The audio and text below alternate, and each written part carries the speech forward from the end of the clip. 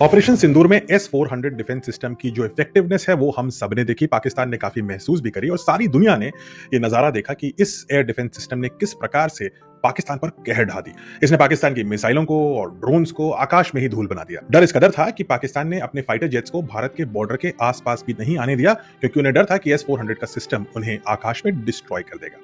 लेकिन एक बात यह भी सच है कि S-400 सिस्टम एक रशियन सिस्टम है, जिसे भारत ने पूरी तरीके से एक्वायर किया है, यूज किया और मास्टर तो कर लिया है।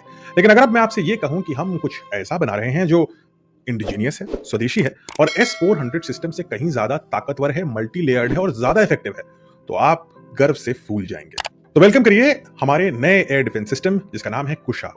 कुशा एक अंडर डेवलपमेंट सिस्टम है DRDO का, और ये 3 लेयर्स में काम करता है। इनफैक्ट ये सिर्फ एक मिसाइल सिस्टम नहीं बल्कि 3 परतों में बटा हुई एक अदृश्य ढाल है जो आसमान से लेकर के अंतरिक्ष तक भारत को प्रोटेक्ट करेगी। इसकी पहली लेयर है कुशा M1। ये एक शॉर्ट रेंज इंटरसेप्टर स्टेज है, जहां 100 से 200 किलोमीटर के भीतर घुसपैठ करने वाली हर दुश्मन की चीज पर बिजली की रफ्तार से हमला होगा। चाहे कोई दुश्मन का फाइटर जेट हो, क्रूज मिसाइल हो या कोई ड्रोन हो, M1 लेयर उसे सेकंडों में ही आसमान में मिटा देगी। ये परत सबसे आगे तैनात होगी ताकि खतरा आने से पहले ही उसे काटा जा सके। अब इसके बाद जो दूसरी लेयर होगी वो होगी कुशा M2। ये एक medium range surface to air missile system है। M1 के पीछे तैनात होगा और दुश्मन की और गहरी दूरी से आने वाली धमकियों को धूल बना देगा। M2 की रेंज ज्यादा है, ताकत भी बहुत ज्यादा है और एडवांस गाइडेंस सिस्टम के साथ ही आएगा, जो सुपरसोनिक से लेकर के बैलिस्टिक मिसाइल इन दोनों को मिड कोर्स में ही इंटरसेप्ट कर देंगे। ये परत दुश्मन को हमारी सीमाओं पे आने से बहुत पहले ही रोक देगा। सो जो तीसरी लेयर है वो सबसे एक्साइटिंग है और वो लेयर है कुशा M3। ये ना सिर्फ सबसे ताकतवर, सबसे लॉन्ग रेंज है, बल्कि सबसे घातक भी है। ये एक एक्सटेंडेड रेंज किलर है। 400 किलोमीटर से भी ज्यादा तक इसकी मारक क्षमता है। यानी ना सिर्फ पाकिस्तान में शाहीन और गौरी इन सब मिसाइल्स को रोक सकती है, बल्कि चाइना की मिसाइल्स में भी हमें डिफेंस प्रदान करेगी।